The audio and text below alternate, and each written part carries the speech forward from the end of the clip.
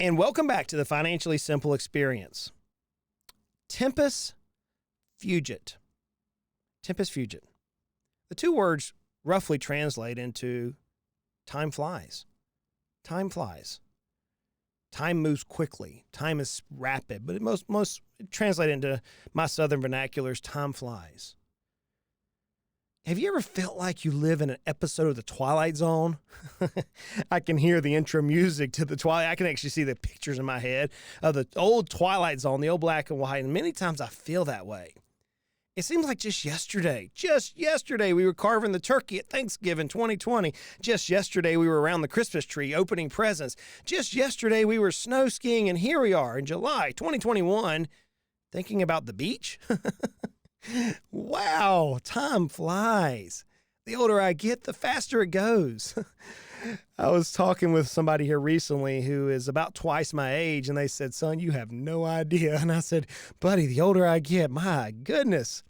But I think we really do as business owners. I think we really realize that time is so precious. Time is precious.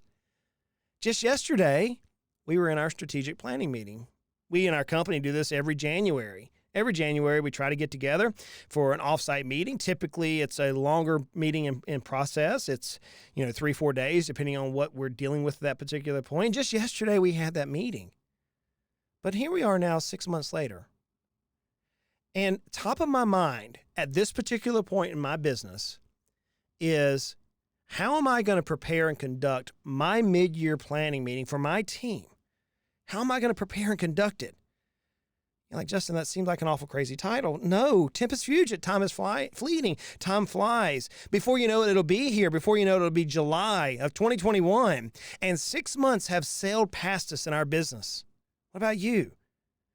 6 months, man. 6 months have gone past us, brother. It is cruising. And now we need to take a Selah moment. It's an old Hebrew word. Selah means to take a break. Just be still for a second. Take your bearings. Where are you at? See what I truly need to see. See, oftentimes in business, our eyes are straight in front of us. We're really not looking about where we're going.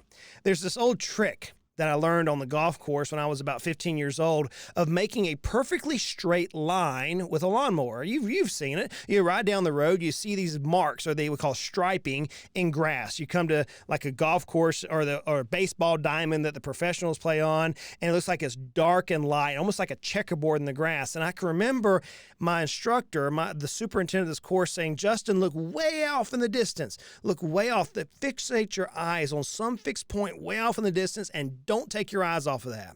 Don't look around you. Look way off in the distance." And if you did that properly, your line that you were mowing was perfectly, almost like laser straight. You see, but that's what we business owners don't do.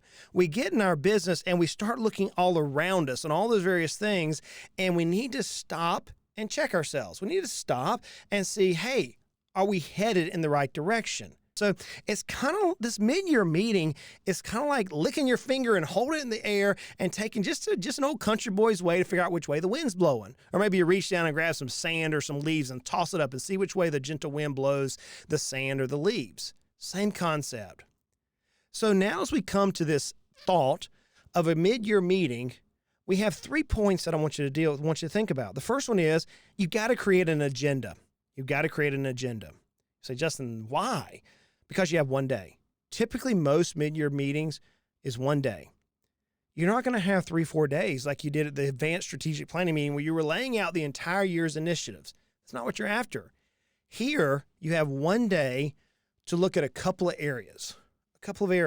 So today I wanted to share with you what I'm looking at in my company. Now, yours may be very similar in nature, or they may be slightly different depending on where you're at, but the concepts are universal. You can apply these teaching points to your particular business as you're preparing for your mid-year meeting. So here's what I'm looking at as the owner of my companies.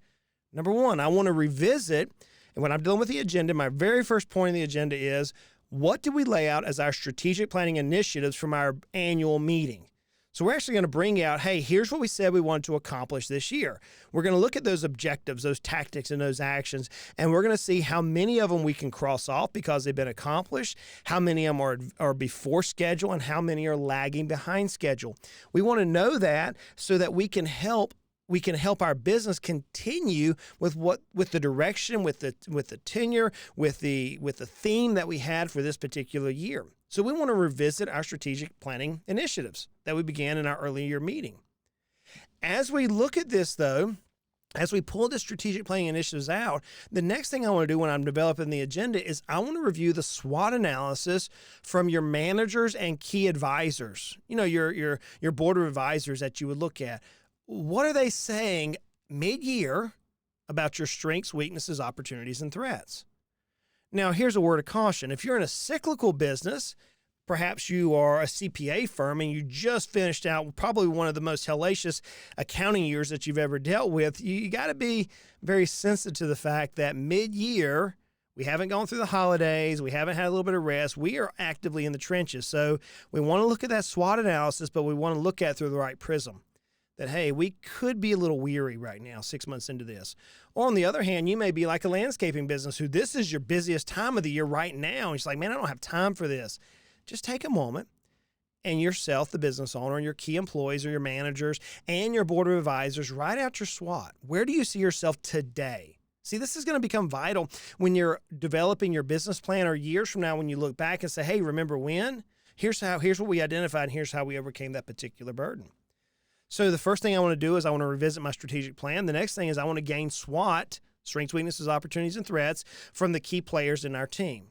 The next thing I want to look at is the state of the business. Now, the way I view this is twofold. I want to look at the previous 12 months. I want to look at the forward projecting 12 months. So whenever I'm looking at the state of the business, I'm looking at revenue or income, I'm looking at expenses, and I'm looking at profit. And ultimately, those are going to apply into a pro forma. So when I'm looking backwards, I want to see, hey, how have we done this previous 12-month rolling? So it may be from July 1st of 2020 through June 30th of 2021. That's my 12-month time frame. How was our revenues? Was it where I expected it to be on a 12-month rolling? Was it lower or higher? You know, last year, COVID is going to cause some conflict in our financial numbers. I've seen a lot of P&Ls, income statements from business owners this year, and man, 2020 wreaked havoc on many businesses. So we want to see, hey, where are we at on a fiscal year? Going backwards and then going forward. Some businesses, like ours, we can actually project, hey, based on our current revenue cycle, here's what our revenue could be in the next 12 months, barring any growth. Here's just where we are. If we hold continuity, if we hold constant with the current contracts we have in place, here's where the company could be in terms of revenue growth. Now, the reason why that matters is you want to update or solidify your pro forma. You want to update and solidify your pro forma because that pro forma is going to be the catalyst for decisions during this meeting, during this particular mid-year planning meeting. So to me, I want to look at where I've been in finances, where I am, and where I'm going. That gives me the information I need to make decisions as we go forward with our particular agenda.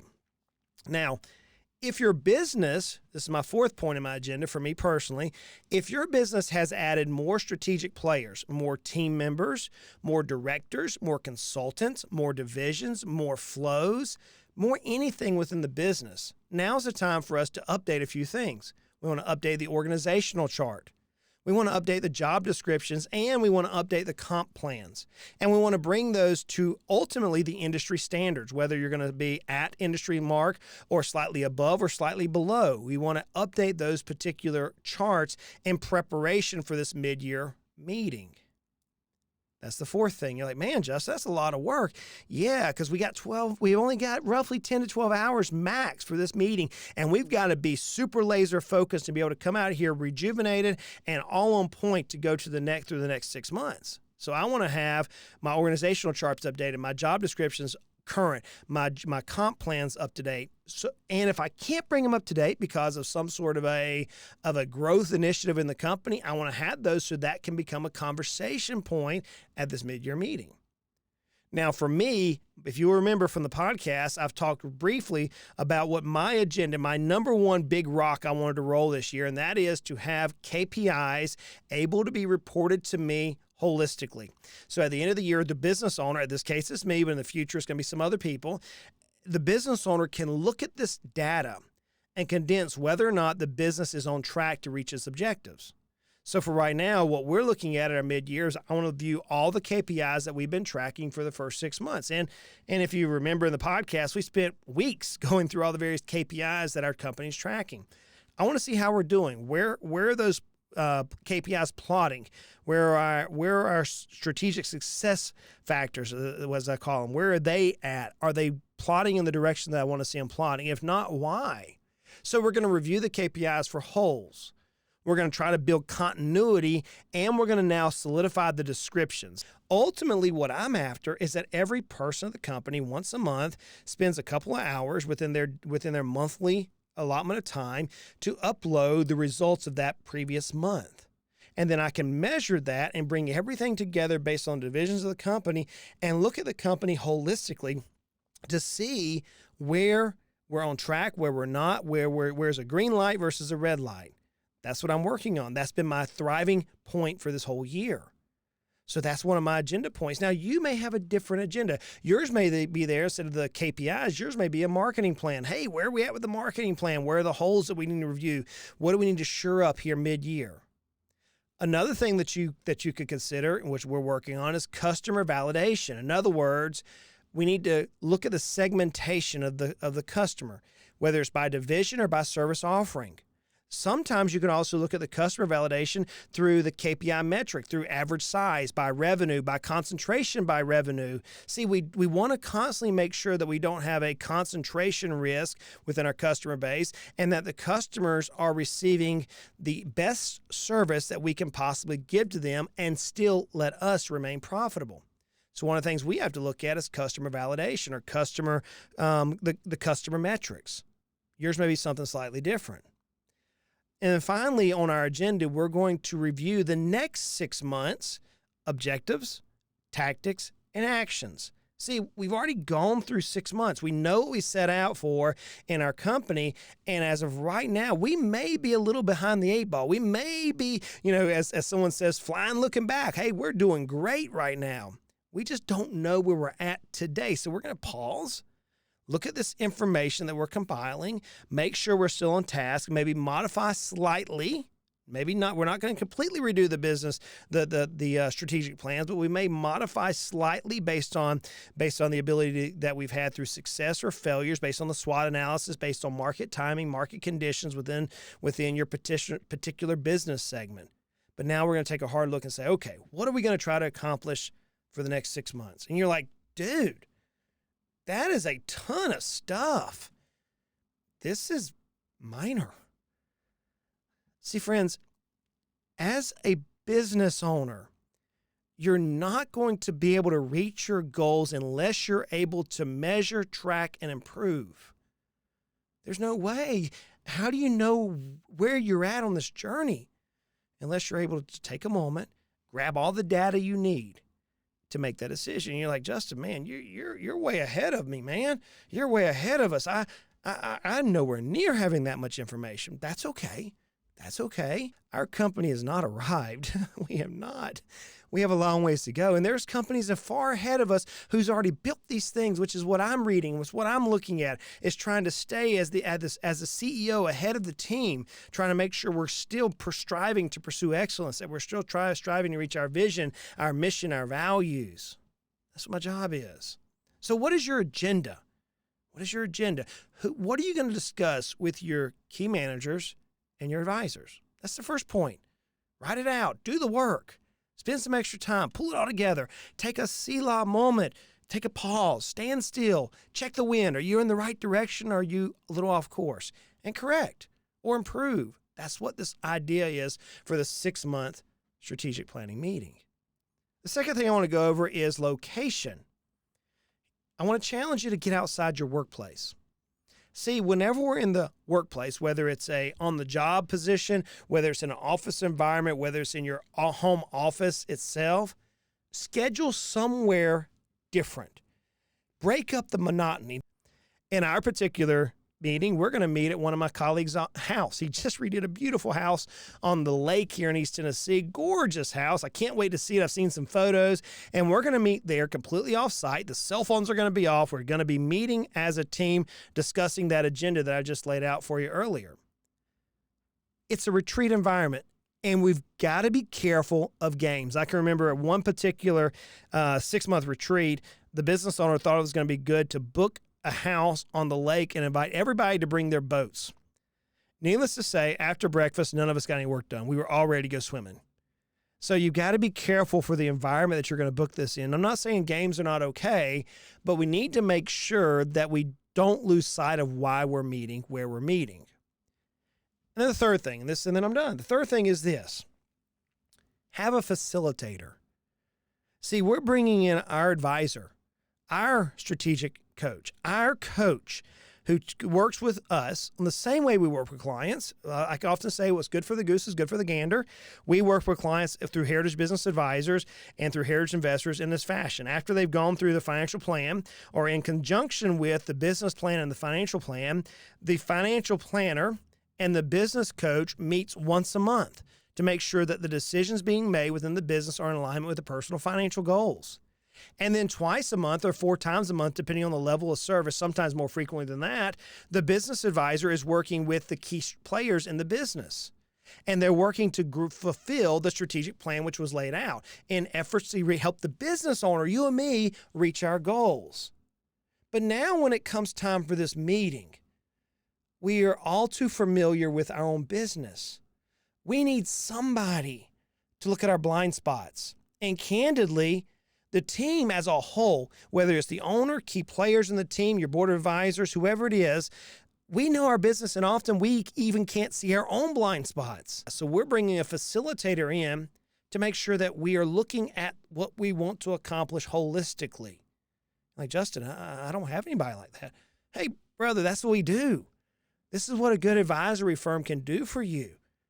You need somebody who can point out your inefficiencies. You know what scares me is not the inefficiencies that I know. That's not what scares me. I know who I am. I've lived with myself for 40 some odd years. I know my weaknesses. I know my strengths. And many times I can even tell they're coming up and it's like, doggone, I can't stop it. What scares me is not that. What scares me is the things I don't know that I should know, that I don't even know to ask what they are. Those are the things, those blind sides. I remember watching Michael Phelps swim. I love to swim, and I've given this example before. I love swimming. And I can remember watching him and watching his coach, and you could see the coach talking to him during the Olympics. And I can remember the coach holding his arm up in the air. I can remember this visually like it was yesterday. Remember Tempest Fugit. He was holding his arm up in the air as to illustrate Michael's arm placement was not exactly where it needed to be. Now, this is one of the most decorated, if not the most decorated Olympian of all times, has a coach telling him one of his weaknesses. Friends, this is the time that you need that coach there to help motivate you, encourage you, inspire you, hold you back, kick you when you need to be kicked for this 6-month meeting. So this is where my mind is at this point. And this candidly where you as a business owner, where your mind should be at. Got a 6-month meeting coming up. It's time to prepare. It's time to build the agenda. It's time to pick out the location, and it's time to combine and bring in your facilitator so that you can finish this next 6 months, your calendar year or perhaps your fiscal year, depending on where you're at.